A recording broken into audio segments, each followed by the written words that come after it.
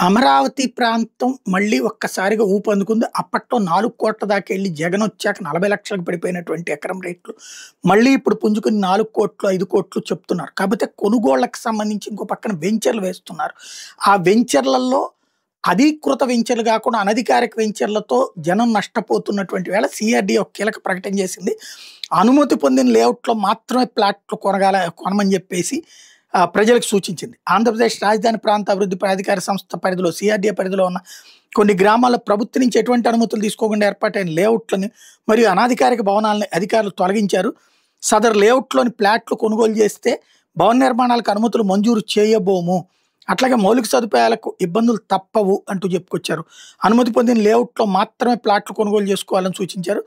అనధికారిక లేఅవుట్లు కట్టాలని గుర్తిస్తే ఫోన్ నెంబర్లు కూడా ఇచ్చి 7095599838 అట్లాగే 086625271554 సమాచారం వెంటనే ఇవ్వాలని కోరారు.